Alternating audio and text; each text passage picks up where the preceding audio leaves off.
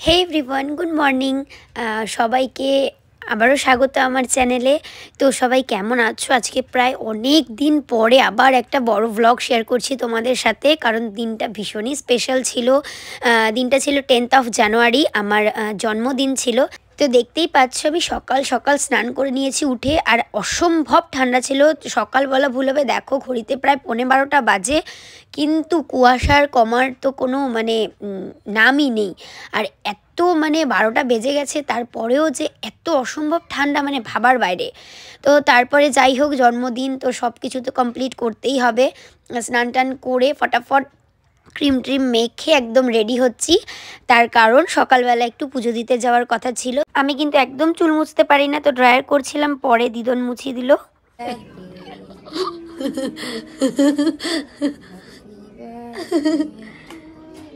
Thank you, thank you, thank you. এত আসতে বলো, শোনাই যাবে না। তো দেখো এখানে আমি কিন্তু ড্রেস চেঞ্জ করে নিয়েছি, কিন্তু তারপরেও চুল দিয়ে কন্টিনিউয়াস জল পড়েই যাচ্ছে। তো এরপরে দেখো রেডি টেডি হয়ে গেছি, চুলও মোটামুটি শুকিয়েই গেছিলো। তো চুল শুকানোর জন্য এত কিছু করতে হচ্ছে, শেষে অরিন্দম এসে আমাকে আবার ড্রায়ার করে দিয়েছিল। এরপর দেখো আমি একদম রেডি, সকালবেলা একদমই সাজার মুড ছিল না, এত ঠান্ডা লাগছিল। তো এরপর এই যে ব্লু কালারের ড্রেসটা পরে নিয়েছি, এটাও আমি গিফটেই পেয়েছি। তো এরপর বেরিয়ে পড়েছিলাম, আমরা গেছিলাম একটু পাম্পে তেল ভরতে। তোমরা দেখতেই পাচ্ছ যে 12টা অলমোস্ট ক্রস হয়ে গেছিলো, তারপরেও এত ঠান্ডা, চারপাশটা দেখলেই বুঝতে পারবে। তো এরপর তেল ভরে চলে গেছিলাম মিষ্টির দোকানে, মিষ্টি কিনে তারপরে একবারে যাব পুজো দিতে। তো এবার আমি ভাবছিলাম যে অলমোস্ট 12:30টার কাছাকাছি সময় বেজে গেছে, কিন্তু মন্দির খোলা থাকবে কিনা। তো লাকিলি মন্দির খোলা ছিল। তোমরা দেখতেই পাবে যে আমরা জাস্ট পুজো কমপ্লিট করলাম, তারপরেই কিন্তু মন্দির বন্ধ করে দেয়। আর একটু দেরি করলে কিন্তু আর সকালে পুজো দিতে পারতাম না, আর বিকেলে তো একদমই সময় পেতাম না, সেই জন্য কিন্তু সকালেই পুজো দেওয়ার প্ল্যান করেছিলাম। তো এখানে দেখো আমি অঞ্জলি দিচ্ছিলাম। অরিন্দম যেহেতু সকালে খেয়ে নিয়েছিল, ভেজই খেয়েছে, কিন্তু ও তাই অঞ্জলিটা দেয়নি, আমি দিয়েছিলাম অঞ্জলিটা। তো এরপরে দেখো আমরা আরতি টারতি করে বাড়ি চলে এসেছিলাম। বেশিক্ষণ আর বাইরে থাকিনি, খুবই ঠান্ডা লাগছিল বাইরে, কারণ বিকেলে আবার বেরোনোর প্ল্যান ছিল।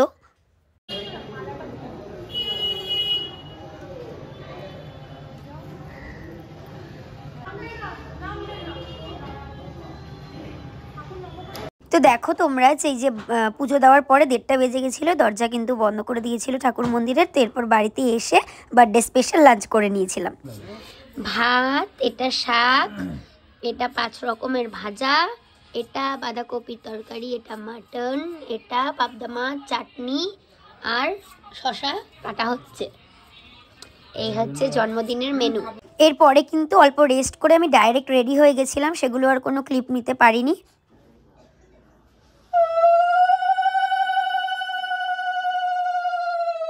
তো বার্থডে পার্টিটা কিন্তু আমি বাইরে অর্গানাইজ করেছিলাম বলেই কিন্তু সন্ধ্যাবেলা একবারে আশীর্বাদ পর্ব শেষ করে তারপরেই কিন্তু বেরিয়েছিলাম। দেখ মানে বালতির মধ্যে পানি ঢালছে, নে ধর এটা ধর গ্লাসে জল দাও,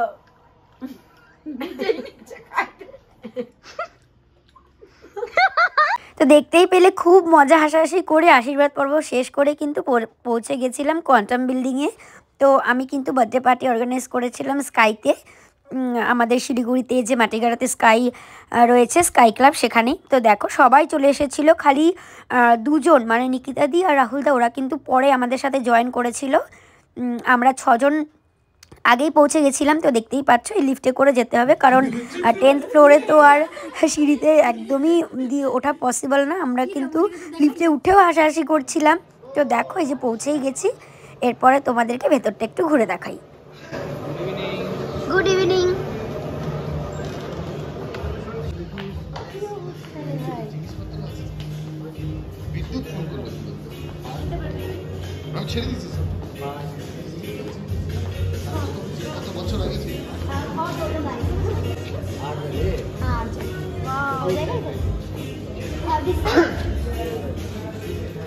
अच्छा तो फिर अभी जब वो लोग आएंगे तब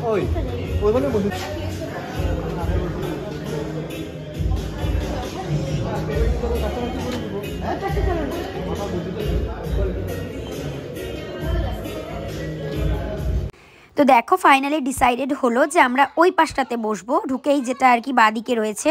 কারণ কি এই পাশে আমাদের যেহেতু 8 জনের সিটেড টেবিল নয়, তাই জন্য কিন্তু আমরা এই পাশে বসেছি। আর ওরা কিন্তু আমাদেরকে 8 জনের চেয়ার এই পাশে করে দিয়েছিল, মানে 4 জন আমরা সোফাতে বসেছিলাম আর এই পাশে 4 জন ওরা চেয়ারে বসেছিল। তো দেখো এটা হচ্ছে বাইরের এন্ট্রান্সটা। আমরা তো ভেতরে বসেছিলাম কারণ বাইরে ভীষণই ঠান্ডা ছিল আর বাইরে আমাদের 8 জনের সিট হতো না। তো দেখতেই পাচ্ছ বাইরেটা কিন্তু মানে যে রুফটপের ওপরে বাইরেটা রয়েছে ওপেনে, সেটাও কিন্তু ভীষণ সুন্দর ডেকোরেটেড। তো আমরা গেছিলাম একটু ফটো ক্লিক করার জন্য, ফটো ক্লিক করলাম, তারপর কিন্তু আমরা আবার ভেতরেই চলে এসেছিলাম। এই হলো রাতের শিলিগুড়ি, মানে 10th ফ্লোর থেকে রাতের শিলিগুড়ির ভিউটা দেখতে পাচ্ছ, দারুণ লাগছে।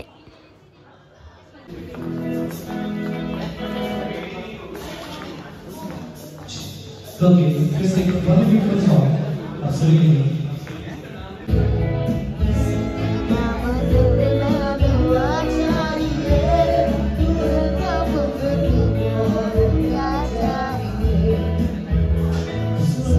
তো কিছুক্ষণ বসে কিন্তু গান এনজয় করছিলাম আমরা সবাই 6 জন, ভীষণ মজা করছিলাম। এরপরে দেখো স্টার্টার চলে এসেছিলো, স্টার্টারে ছিল চিকেন পকোড়া। তো আমরা চিকেন পকোড়া খেয়ে কিন্তু কিছুক্ষণ অপেক্ষা করতেই তারপরেই কিন্তু রাহুল দা আর নিকিতা দিও আমাদের সাথে জয়েন করেছিল।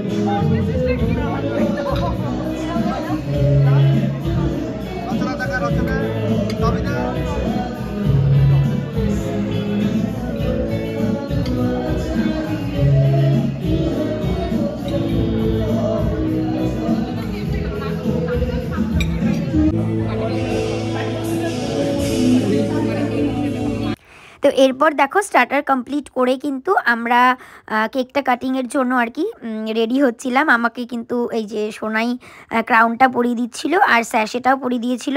প্রথমে তো স্যাশেটা পরাটা উল্টো হয়েছিল, পরে আমাকে অরিন্দম বললো যে না না এটা উল্টো হয়ে গেছে। তো পরে আমি আবার ঠিক করে পরলাম।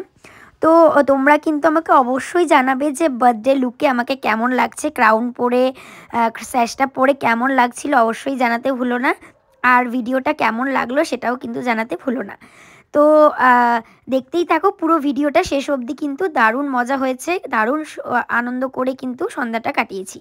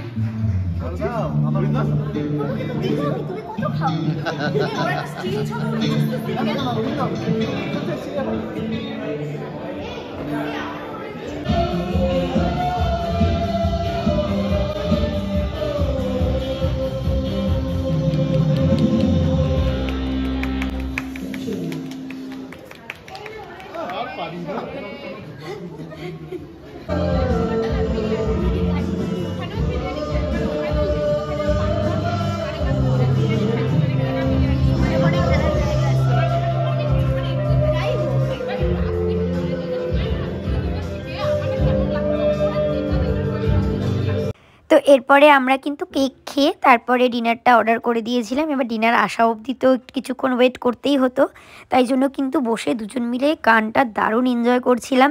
তো সব মিলিয়ে কিন্তু একটা দারুণ সন্ধ্যা কেটেছে।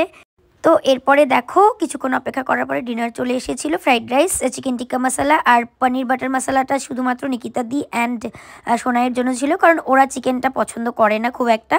আর তাওয়া রুটি ছিল স্পেশালি টবিদার জন্য ফর হেলথ পারপাস। টবিদার খাওয়া ঠিক আছে? ভালো আছে? আমি তো বানাই নেই, মানে তাও জিজ্ঞাসা করলাম। কেমন মনে হচ্ছে নিজের বিয়ে বিয়ে? ভালো হয়েছে? ভালো হয়েছে? সবাই ভালো আছে? রচনাদি ভালো? ভালো আছে?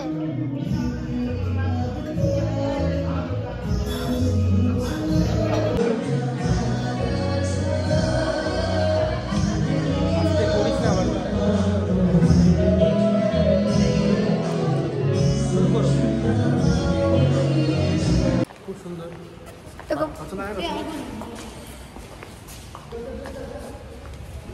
কেমন লাগলো?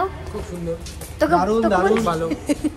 বাহ, খুব বাহ, wow, just wow. Just wow, নিচে দেখে হাঁটো। রচনাদি কেমন কাটলো সন্ধ্যা? খুব ভালো, ধন্যবাদ, মজা, খুব আনন্দ। Happy birthday Sumana once again. Thank you. আমি মিডনাইটে পার্টিকে এখন তো এরপর এত মজা করে সব মেমোরিজ কালেক্ট করে আমি ফিরছিলাম বাড়িতে। দেখতেই পাচ্ছ অলমোস্ট 10টা বেজে গেছিলো। তো ভিডিওটা কেমন লাগলো কিন্তু জানাতে ভুলো না। থ্যাংক ইউ সবাইকে ফর ওয়াচিং।